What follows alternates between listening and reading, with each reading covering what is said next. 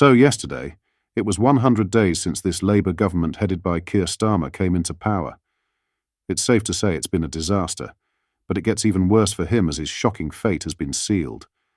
We will discuss this in detail in today's video, whilst also going over all of the latest news from up and down the country. But first, hit the like button and subscribe to the channel and join our fast-growing community.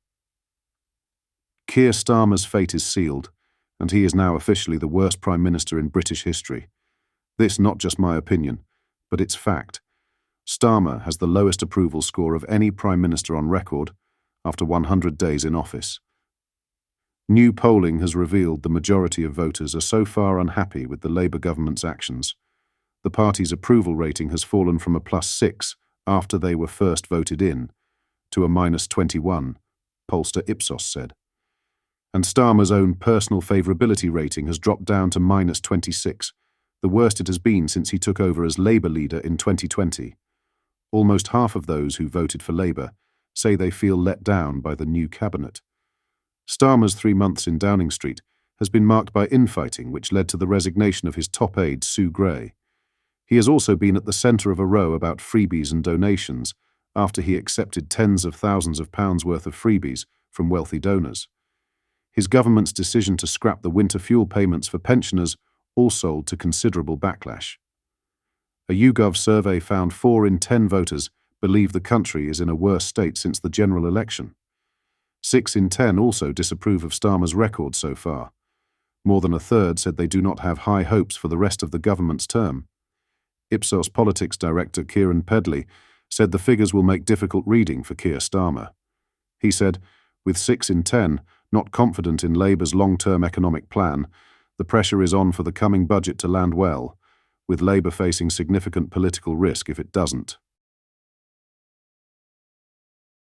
In other news, Alex Salmond, the former First Minister of Scotland, has died at the age of 69 after delivering a speech in North Macedonia. Salmond led Scotland as First Minister from 2007 to 2014.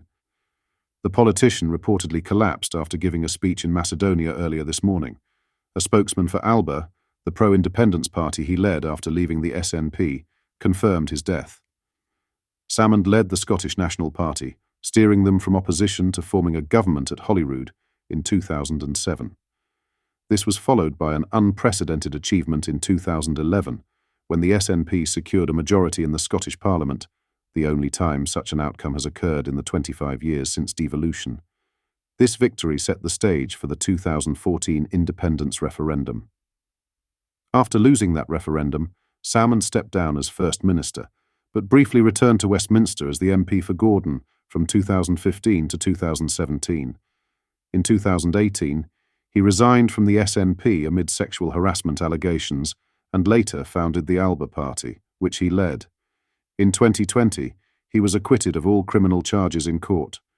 Responding to the news, Scottish Labour leader Anas Sarwar said, "The sad news of Alex Salmond's passing today will come as a shock to all who knew him in Scotland, across the UK and beyond.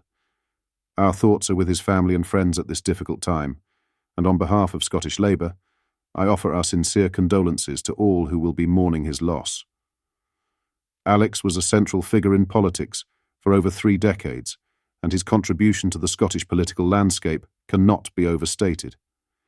It is right that we recognise Alex's service to our country as First Minister and to the communities he represented as both MP and MSP.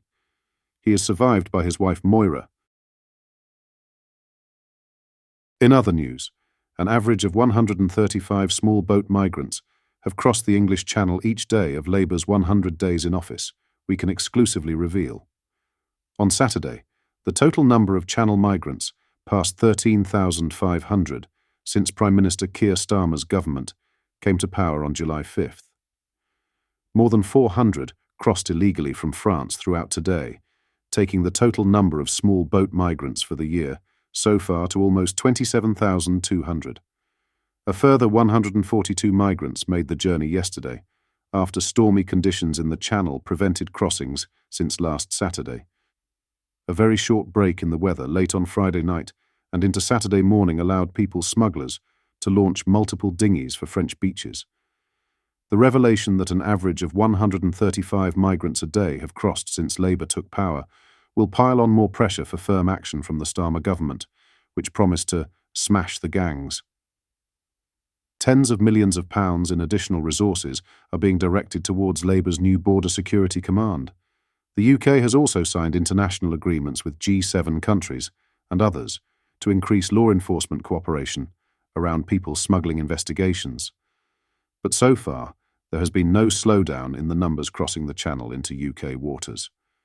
As the winter months approach, the criminal gangs are expected to take even more risks with migrant lives, pushing boats out in increasingly poor weather conditions.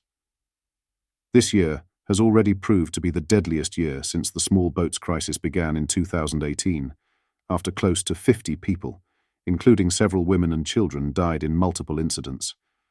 A Home Office spokesperson said, "We all want to end dangerous small boat crossings, which threaten lives and undermine our border security." As we have seen with so many recent devastating tragedies in the Channel, the people smuggling gangs do not care if the vulnerable people they exploit live or die, as long as they pay. We will stop at nothing to dismantle their business models and bring them to justice. We are making progress, bolstering our personnel numbers at home and abroad.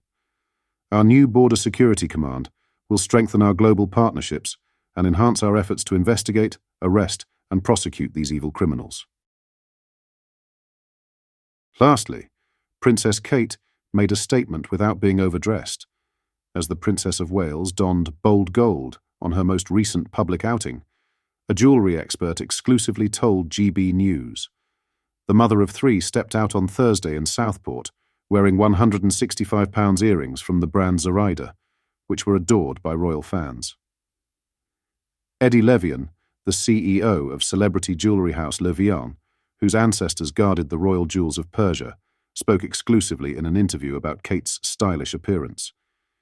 Speaking about her gold earrings, Levian said, "The bold gold serves multiple ways to show luxury.